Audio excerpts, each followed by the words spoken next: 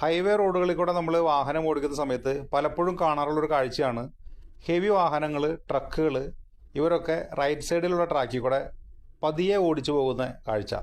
അങ്ങനെ വരുന്ന സമയത്ത് നമുക്ക് ഇവരെ ഓവർടേക്ക് ചെയ്ത് പോകാൻ ബുദ്ധിമുട്ടാണ്. മാത്രമല്ല, ഒപ്പത്തിനൊപ്പം ഒരു വണ്ടി ഇടത്ത് വസ്തുകൂടി വന്നു കഴിഞ്ഞാൽ ഇവരെ കവർ ചെയ്ത് പോവുക എന്നുള്ളത് വലിയ ബുദ്ധിമുട്ടുള്ള കാര്യമാണ്. റൈറ്റ് സൈഡിൽ പോകുന്ന ഈ വലിയ ട്രക്കുകളൊന്നും ലെഫ്റ്റ് സൈഡിലേക്ക് നമുക്ക് സൈഡ് ഒതുക്കി മാറ്റി തരാറുമില്ല.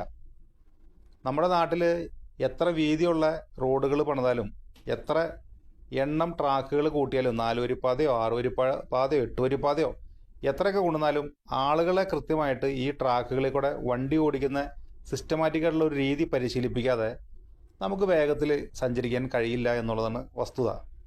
വിദേശ രാജ്യങ്ങളിലൊക്കെ കൃത്യമായിട്ട് ട്രാക്ക് ഫോളോ ചെയ്തില്ലെന്നുണ്ടെങ്കിൽ വലിയ ഫൈനാണ് ഇത്തരത്തിലുള്ള വലിയ വണ്ടികൾക്ക് വരുന്നത്.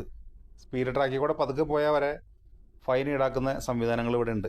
നമ്മുടെ നാട്ടിൽ നിരവധി ആർട്ടിഫിഷ്യൽ ഇൻ്റലിജൻസ് ക്യാമറകൾ പല സ്ഥലങ്ങളിലും കൊണ്ടുവച്ചിട്ടുണ്ട്. അതിപ്പോൾ പ്രവർത്തിക്കുന്നുണ്ടോ എന്നുള്ളത് അറിയില്ല. അത്തരത്തിലുള്ള ക്യാമറകളൊക്കെ ഉപയോഗിക്കേണ്ടത് ഇതേപോലുള്ള നാഷണൽ ഹൈവേയിലൊക്കെ ഇതേപോലെ ട്രാക്ക് തെറ്റിച്ച് സ്പീഡ് ട്രാക്കിൽ കൂടെ പതുക്കെ പോകുന്ന ട്രക്കുകളൊക്കെ പിടിക്കാനാണ്. അവർക്ക് കൃത്യമായിട്ട് നല്ല ഫൈനൊക്കെ കൊടുത്തു കഴിഞ്ഞാൽ അവർ റൂള് ഫോളോ ചെയ്ത് വണ്ടി ഓടിക്കും. അതല്ലാതെ എത്ര വരി പാത നമ്മുടെ നാട്ടിൽ കൊണ്ടുവന്നാലും യാതൊരു പ്രയോജനമില്ല.